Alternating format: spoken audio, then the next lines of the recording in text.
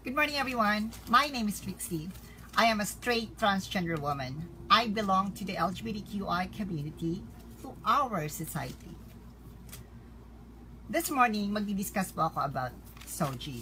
Pero bago po tayo tumalun sa Soji, punta mo tayo sa basics. Pero bakit nga ba kailangan kong i-deliver ito? You know what? 4 na seminars na po ang nadaluhan ko na mga LGBT forums concerning issues in LGBT rights at may Soji po doon talaga ni input. I think it's about time to deliver this message to public para po mas maintindihan niyo po mabuti kung sino ba talaga kami. At sa mga may identity crisis po, malaman din niyo po kung saan nanggagaling ang hugot nila, kung sino po ba talaga kayo. Ngayon, simulan na tayo. Sex and gender. Anong pagkakaiba? Sex is identified by birth. Ang doktor o kung sino pong nagpapanganak ay nagpapasya kung sino po tayo. Halimbawa, kung may titi ka, nilalagyan ng male. Kung may puki, female. Meron namang ibang case na intersex, yung hindi na-develop yung genitalia or yung dalawang genitalia ang nag-i-exist. Ayun. So, tapos na yan. Napunta tayo ngayon sa Soji. Soji stands for Sexual Orientation, Gender Identity, and Expression. Ngayon, gusto kong tandaan niyo ang 3 hints lang. When we say sexual orientation, we talk about attraction. Kanino ka na-attract? Gender identity, remember, identity lang po. Attraction, identity. How you identify yourself? Sino o ano ang pagkakakilala mo sa sarili mo? Expression is how you present yourself to the public. Paano mo nilalahad ang sarili mo sa publiko. 3 lang yun, ha? Attraction, identity, and expression. Kapit po tayo sa 3 yun para hindi po tayo maguluhan. Kasi pag hindi po tayo kakapit, mako-confuse po tayo lalo. Sige. Ilalagay ko ang sarili ko as isang halimbawa. Ang sexual orientation ko po is heterosexual. When we say heterosexual, babae at lalaki nagkakagusto. May boyfriend akong lalaki, pero babae ako. Malalaman po natin kung bakit babae ako. So that means, yung relationship namin is heterosexual. Lalaki at babae na relasyon. Ang tawag naman po sa mga lalaki nagkakagusto sa kapwa lalaki o babae nagkakagusto sa kapwa babae is homosexual. Sa term po natin, tinatawag silang gay or lesbian, ganon. Bisexual naman ang tawag sa sexual orientation na nagkakagusto ang lalaki sa kapwa lalaki at babae or babae sa kapwa lalaki at babae. Meron din pong mga cases na hindi po natin sila may judge pero nangyayari po talaga na may mga tao din nagkakagusto sa bakla, tomboy, lalaki, babae, transsexual. Ang tawag sa kanila is pansexual po. Meron din naman pong walang gana talaga or walang attraction na nafe-feel sa kapwa-tao. Ang tawag sa kanila is asexual. Yun lamang po ang sexual orientation. Kanino ka na-attract? Attraction. Ngayon, lipat po tayo sa pangalawa po na category. Yung tinatawag natin na gender identity. Gender identity, from the word itself, paano mo kinikilala yung sarili? How you identify yourself? I identify myself as a woman. So, naging transgender po ako. May transition pong nangyayari kasi pinanganak ako base sa sex ko na male. Pero, nang lumaki ako, nag-mature enough, alam ko sa sarili ko na babae ako. So, I am a transgender straight woman. Paano po naging straight woman? Kasi nga po, ang sexual orientation ko is heterosexual. Gusto ko lamang po is lalaki. Tapos babae ako. Now, paano po? Halimbawa, nagkagusto din ako sa kapwa babae na hindi trans, straight woman talaga or tinatawag natin silang cisgender. Babae, nagkagusto ako. Anong tawag sa akin? Ganun pa rin po. I am a transgender lesbian woman. Ayun na. I am transgender lesbian. Kasi nagkagusto ako sa kapwa ko babae. Pero wala po tayong karapatan na sabing lalaki ako. Kasi nga ini-identify ko na sa sarili ko na babae ako. Or, ayun.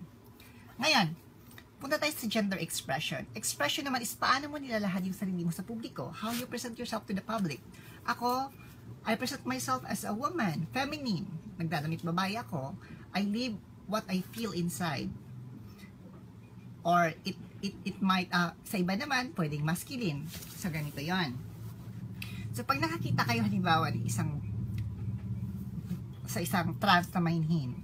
Putol ang buhok, lalaki manamit, pero kinikilala niya ang sarili niya na babae siya, ibig sabihin transgender po talaga siya. Babae po talaga siya. Huwag na po natin guluhin.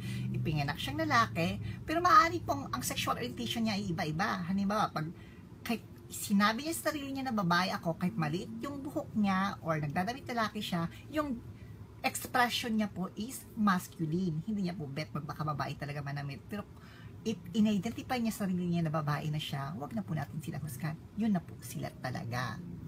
Ngayon, ang tanong, paano pag sexual orientation niya is gusto din niya ng babae at lalaki? So, bisexual siya na transgender woman. Kasi in-identify niya ng self niya na babae siya. Pero yung orientation niya is bisexual. Gusto niya ng lalaki, gusto niya ng babae. Ayan po. Ito po ang mahalaga. Hindi kailangan po nasasang-ayon yung attraction sa paano mo kinikilala ang sarili mo at paano mo ina-express. Hindi po dapat na naka-inline sila. Nakuha niyo po? So kung halimbawa po straight na woman ka, halimbawa po kung ang attraction niyo po, gusto niyo po sa pangkalahatan, pansexual ang tawag sa inyo, tapos babae ang pagkakilala niyo sa sarili, ipinanganak kayong lalaki, so naging transgender woman kayo, pero yung sexual orientation nyo is pansexual. Pero it doesn't mean po na hindi kayo transgender woman, babae pa rin po kayo. Iba lang po yung expression nyo o attraction nyo. Yung attraction nyo po sa iba. Ayun. Sana walang naguluhan. So, kahit sino man ang gustuhin ko, kahit kanino man ako na-attract, hindi basihan yon para husgahan ako kung sino ako sa pagkakakilala ko sa sarili ko. Kung sasabihin kong babae ako, dahil babae talagang nararamdaman ko, kahit kanina ako makikipag-sex, babae pa rin ako. Huwag na po nating gawing komplikado ang lahat ng bagay. Yun po. Pero hindi pa ako ganun ha. Heterosexual po ako, straight transgender woman po ako. Lalaki lang po ako nagkakagusto.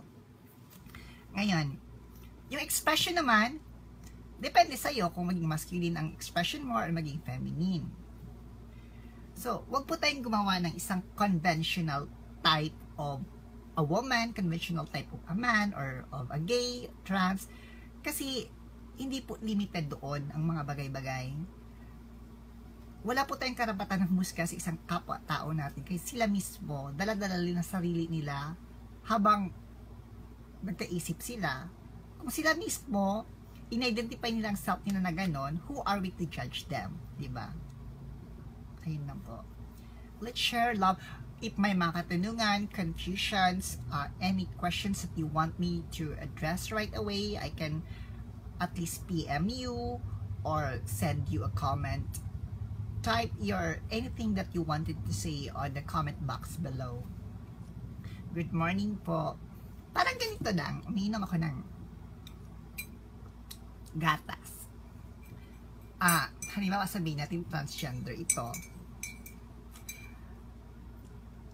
May mga gatas na puro, may mga gatas ng baka, gatas ng kambing, gatas ng ina, iba-iba ang gusto ng gatas ng tao. Pero gatas pa rin. So wag nating husgahan yon kung ano yon. Pwede nating husgahan ang lasa, pero hindi natin pwede husgahan kung ano yon. Dahil gatas pa rin yon. Magkaiba-iba lamang ang gusto. Ayun. Sana naliwanagan po. Magandang umaga sa lahat.